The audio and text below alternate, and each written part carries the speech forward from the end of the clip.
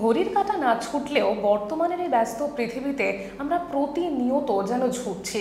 10 minute সময় বের করা বাবা, সেটাই যেন এখন বড্ড কঠিন হয়ে দাঁড়িয়েছে। আপনারই কোনো পরিচিত মানুষ যখন কিছু বলতে চাইছে, তখন কখনো ব্যস্ততা, কর্মব্যস্ততা, কখনো বা ক্লান্তি, কখনো বা মুড নেই। এই সবের মাঝে পড়ে আস্তে আস্তে আমরা শোনার অভ্যেসটাই হারিয়ে ফেলছি না তো? হয়তো এই একটুখানি শোনাটাই আপনার পাশাপাশি আপনার অপর দিকের মানুষের মনটাও অনেকটা ভালো রাখতে পারে। কিভাবে, আসুন জানবো। এই মুহূর্তে আমার সঙ্গে উপস্থিত রয়েছেন মনোবিদ স্বাতী দাস। এস নিউজের পর্দায় স্বাগত আপনাকে। আমি ফার্স্টে যেটা জানতে চাইবো, বর্তমানে এখন ইন্ট্রোভার্ট আর এক্সট্রোভার্ট এই দুটো শব্দ খুব চলতি। এই দুটো শব্দ মানে যে আমি যদি এক্সট্রোভার্টের কথা বলি, এক্সট্রোভার্ট মানে হচ্ছে যে খুব বলতে ভালোবাসে, আর ইন্ট্রোভার্ট মানে যে শুনতে ভালোবাসে। তবে এই যে শোনা আর বলা, এই দুটোই আমাদের মনকে ভালো রাখতে কোন জায়গাতে কাজ করতে পারে, সেটা যদি বলতেন। নিশ্চয়ই কাজ করে, কারণ যদি আমরা আমাদের মনের কথাটাকে না বুঝিয়ে বলি, তাহলে তো ঠিক আমাদের মাথার মধ্যে কী চলছে সেটা তো আমরা বোঝাতে পারবো না। আবারও যদি আমি শুধুই বলে যাই, তাহলে তো কিছু মানুষকে থাকতে হবে বা কিছু শুনতে হবে সেই জিনিসটা। সুতরাং বলা এবং শোনা দুটোই খুবই জরুরি। এবার সেটাকে আমাকে দেখতে হবে যে আমি কি শুধুই বলে যাচ্ছি, নাকি আমার শোনার কানটাকেও আমি তৈরি করছি। কারণ আমি যদি না শুনি, তাহলে আমি তো আমার আশেপাশে মানুষেরা আমাকে কি বলতে চাইছে বা আমার বলাটাও কতটা তাদের ওপর প্রভাব বিস্তার করছে, সেটাও তো আমি বুঝতে পারবো না। তাই দুটোর মধ্যেই আমার মনে হয় ভারসাম্য রাখাটা খুবই দরকার। যেমন আমি বলবো, তেমন আমাকে শুনতেও হবে। এবং এই শোনাটার ক্ষেত্রে আমি যদি জিজ্ঞেস করি, মন ভালো রাখতে, আমি শুরুতে বললাম না, সত্যি কি কাজে আসে? একদমই।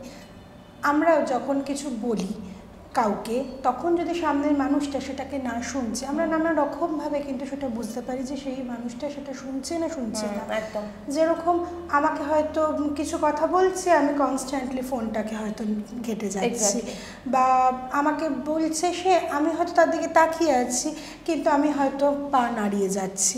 তার মানে কোথাও কিন্তু আমি এই মেসেজটা তাকে দিচ্ছি যে আমি শুনছি না, আমি হয়তো অন্য একটা কিছুতে এতটাই মগ্ন আছি যে সে আমাকে বলছে, কিন্তু আমার সেই তার বলাটা আমার কান অব্দি পৌঁছাচ্ছে না। এবং শোনার একটা প্রথম ধাপ হচ্ছে কিন্তু মনোসংযোগ করা, অ্যাটেন্ডিং করা। এবং যখন আমরা এটাকে বলি, যখন আমি সেই অ্যাটেনশনটা না দেব, যে বলছে তার বলার ইচ্ছাটাও থাকবে না। কারণ এবং এই বলার ইচ্ছাটা যদি না থাকে, সে তো আমার সঙ্গে তার একটা যে যোগাযোগ বা সে যে মন ভালো করতে বা কিছু জানাতে আমাকে যে বলছে, সেই বিশ্বাসটাই তৈরি হবে না। সেই ট্রাস্টটা যে আমার ওপর, যে আমার কথাটা কেউ শুনছে, সেটাই তো আমি তৈরি করতে পারলাম না। একদমই তাই। সেই জায়গায় তো অসুবিধাটা।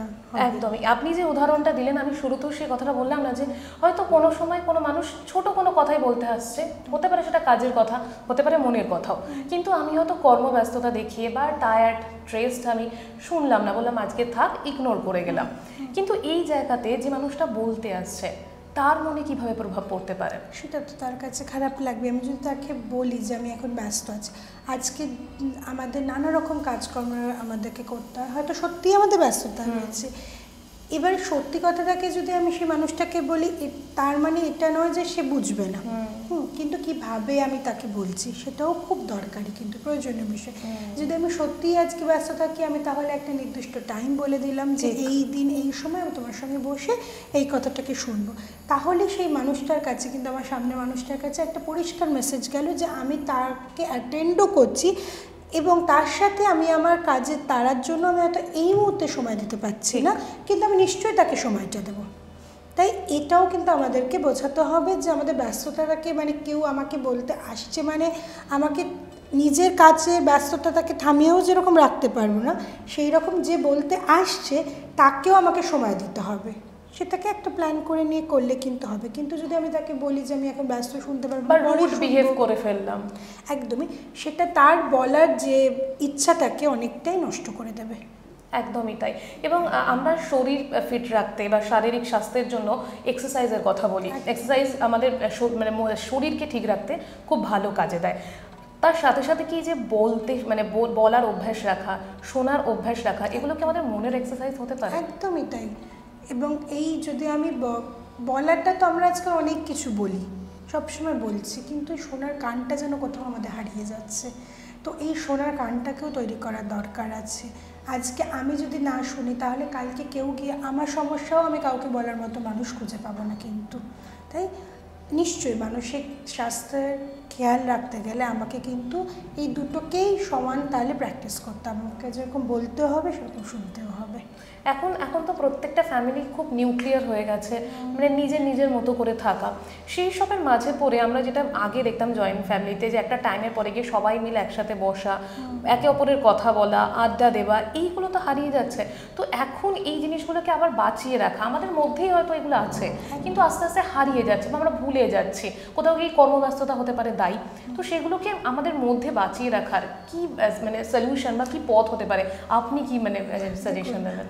একটা যেটা আমি নিজে আমার বিভিন্ন রকম ক্লায়েন্টদেরকে বলি, যে সারাদিনে যতই ব্যস্ততা থাকুক তার মধ্যে সারাদিনে হয়তো 15 মিনিট সময় আমরা একটুখানি বের করে নিতে পারি, যেখানে নিউক্লিয়ার ফ্যামিলিও হলে হয়তো মা বাবা এবং বাচ্চা, বা আরও বাড়িতে যারা আরও অভিভাবক রয়েছে, ধরুন ঠাকুমা বা দাদু বা কাকা, তো প্রত্যেকের সঙ্গেই হয়তো সারাদিনের ব্যস্ততার মাঝে একটা নির্দিষ্ট, সেটা 10 মিনিট হতে পারে বা 15 মিনিট হতে পারে, সেখানে সবাই মিলে একটা বসে থাকা, একটা কোনো নিউট্রাল কোনো টপিক নিয়ে হয়তো ডিসকাস করা, সেগুলো করা যেতেই পারে।